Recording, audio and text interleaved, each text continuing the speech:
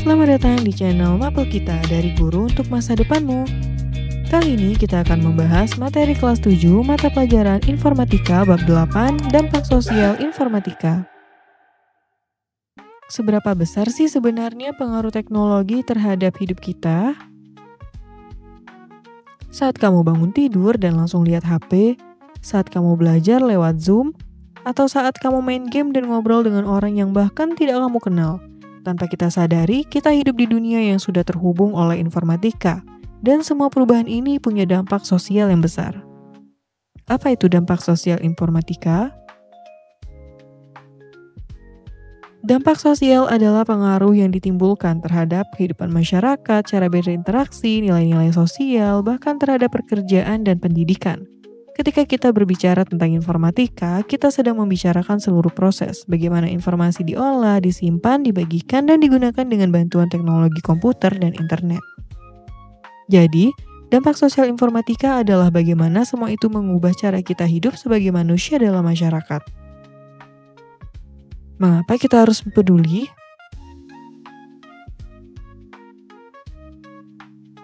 Informatika bukan hanya milik programmer, tapi menyentuh semua orang, pelajar, guru, ibu rumah tangga, pengusaha, sampai petani. Contohnya, dulu kita harus pergi ke perpustakaan untuk cari info, sekarang tinggal googling. Dulu belajar hanya di kelas, sekarang kita bisa belajar dari HP. Dulu beli barang harus ke pasar, sekarang bisa lewat e-commerce.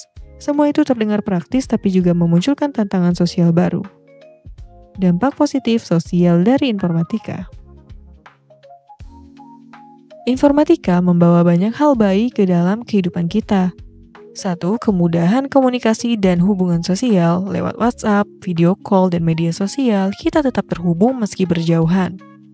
2. Akses informasi yang cepat dan luas. Kita bisa belajar dari video, artikel, bahkan kursus online gratis. 3. Pendidikan jadi lebih fleksibel. Dengan e-learning, kita bisa belajar kapan saja, di mana saja. 4. Pekerjaan makin efisien. Informatika membawa ruang kerja baru seperti freelancer, content creator, UI atau UX designer. 5. Ramah lingkungan. Lebih sedikit penggunaan kertas karena dokumen digital.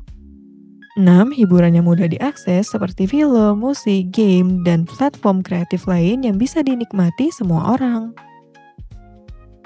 Dampak negatif sosial dari informatika. Dampak negatifnya seperti penyebaran hoax, kecanduan internet dan game, cyberbullying, privasi yang rentan, aktivitas sosial dan fisik menurun, potensi kehilangan pekerjaan juga. Tapi tidak semua yang praktis itu tanpa resiko ya. Pertama, penyebaran hoax dan informasi yang menyesatkan. Tanpa kemampuan literasi digital, orang bisa dengan mudah termakan berita palsu. Seperti berita berikut ini. Kedua, kecanduan internet dan game. Terlalu lama di depan layar bisa mengganggu waktu tidur, belajar, dan kesehatan mental.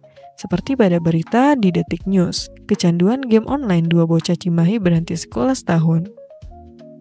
3. Cyberbullying dan kekerasan daring. Komentar jahat dan perundungan kini tidak lagi di sekolah saja, tapi juga bisa di media sosial. Yang keempat, privasi yang rentan. Banyak aplikasi yang meminta akses data pribadi yang tidak seharusnya dibagikan.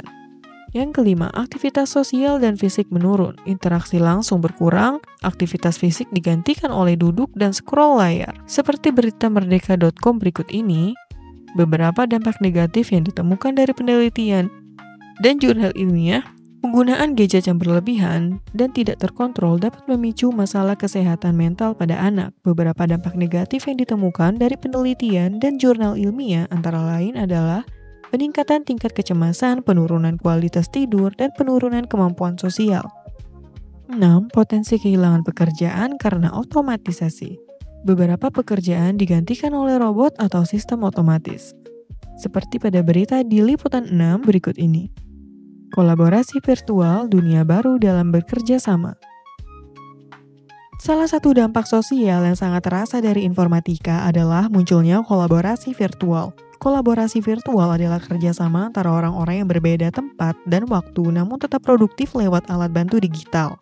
Platform yang sering digunakan seperti Google Docs, Meet, dan Drive. Tapi, kerja tim jarak jauh perlu diperhatikan. seperti tentukan tujuan bersama, komunikasi terjadwal, dan saling memantau progres, jaga kesehatan dan keseimbangan waktu. Tantangannya, zona waktu berbeda, koneksi internet terbatas. Tapi ketika dilakukan dengan benar, kolaborasi ini bisa menghubungkan dunia. Media sosial dan realita kehidupan. Media sosial adalah wajah paling populer dari informatika. Berbagi ide, curhat, bikin konten, atau hanya melihat-lihat. Positifnya, menambah jaringan sosial, menjadi tempat belajar dan berkarya, bisa menjadi media promosi dan rekrutmen kerja, membantu penegakan hukum lewat jejak digital. Tapi ada juga negatifnya, seperti tekanan sosial untuk terlihat sempurna, hoax, penipuan dan pencurian data, gangguan emosional dan perasaan tidak aman, oversharing atau berbagi informasi pribadi secara berlebihan. Menjaga privasi di era digital. Coba ingat-ingat, apakah setiap kali kamu menginstal aplikasi atau login ke website, seringkali kamu memberikan izin akses ke informasi pribadimu? Contoh, game meminta akses ke kamera, padahal tidak ada fitur kamera di gamenya. Ini bisa jadi bentuk pelanggaran privasi. Informasi pribadi seperti nama lengkap, lokasi, nomor HP, riwayat pencarian, bahkan sidik jari atau rekam medis.